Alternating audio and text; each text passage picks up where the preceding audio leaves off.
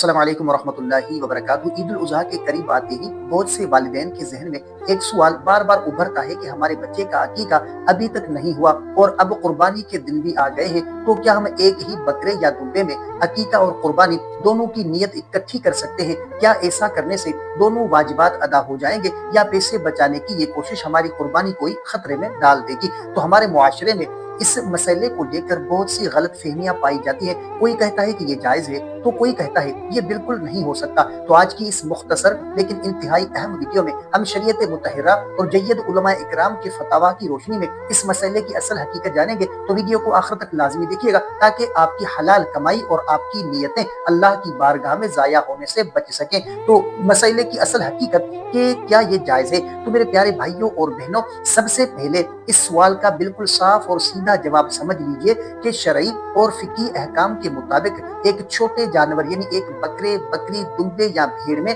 صرف ایک ہی نیت ہو سکتی ہے۔ آپ ایک ہی بکرے میں قربانی اور عقیقہ دونوں کی نیت اکٹھی نہیں کر سکتے۔ اگر آپ ایسا کریں گے تو یا تو صرف قربانی ادا ہوگی یا صرف عقیقہ، دونوں کام ایک چھوٹے جانور میں ایک ساتھ ہرگز نہیں ہو سکتے۔ تو دیکھیں کہ شریعت کا قاعدہ ہے کہ چھوٹا جانور بکرا یا دمبا صرف ایک حصے کے برابر ہوتا ہے، اس میں دو الگ الگ مستقل عبادتیں جمع نہیں ہو سکتی۔ قربانی ایک الگ جو ہے مستقل واجب عبادت ہے اور عقیقہ بچے کی پیدائش پر شکرانے کی ایک الگ سنت عبادت ہے، اس لیے ایک ہی حصے میں دو الگ الگ نیتیں کرنا درست نہیں ہے۔ تو پھر حل کیا ہے؟ تو دیکھیں کہ بڑے جانور کی صورت، اب یہاں ایک بہت خوبصورت حل موجود ہے جسے ہمارے دین نے ہمیں عطا کیا ہے۔ اگر آپ عید کے دنوں میں قربانی کے ساتھ ساتھ اپنے بچے کا عقیقہ بھی کرنا چاہتے ہیں تو آپ بڑے جانور جیسے گائے، بیل یا اونٹ کا انتخاب کریں، کیونکہ بڑے جانور میں 7 حصے ہوتے ہیں۔ وہاں آپ ایک ہی گائے یا بیل خرید کر اس میں 2 حصے اپنے بچے کے عقیقے کے نام اگر لڑکا ہو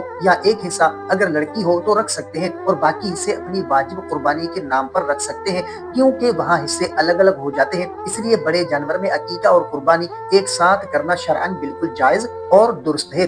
اور اگر جو وہ بجٹ صرف ایک بکرے کا ہو تو پہلے کیا کرے؟ تو دیکھیں کہ یہاں ایک اور جذباتی اور اہم سوال پیدا ہوتا ہے کہ اگر کسی کے پاس اتنے پیسے ہی نہ ہو کہ وہ بڑا جانور لے یا 2 بکرے خریدے تو اس کی جیب اجازت نہیں دیتی، صرف ایک بکرے کا ہو تو وہ پہلے قربانی کرے یا بچے کا عقیقہ کرے؟ تو علماء فرماتے ہیں کہ اگر آپ صاحب استطاعت ہیں اور آپ پر قربانی واجب ہے تو پہلے قربانی کرنا ضروری ہے، کیونکہ قربانی ایک واجب عبادت ہے جس کا وقت مخصوص ہے، عید کے 3 دن۔ عقیقہ چونکہ سنت مؤکدہ یا مستحب ہے، اس لیے اسے عید کے دنوں کے بعد بھی زندگی میں کبھی بھی کیا جا سکتا ہے۔ اللہ کی راہ میں فرائض اور واجبات کو ہمیشہ سنت اور مستحب پر ترجیح دی جاتی ہے۔ تو میرے عزیز دوستو، دین اسلام بہت آسان ہے اور ہمارے دلوں کی نیتوں کو دیکھتا ہے۔ اللہ رب العزت کسی جان پر اس کی بساط سے زیادہ بوجھ نہیں ڈالتا۔ اگر آپ کے پاس وسائل کم ہے تو پریشان ہونے کی ضرورت نہیں ہے، اپنے دل میں خلوص رکھیں، اپنی واجبات قربانی کو سنت کے مطابق ادا کریں اور اللہ سے دعا کریں کہ یا باری تعالیٰ، میری اتنی ہی بساط تھی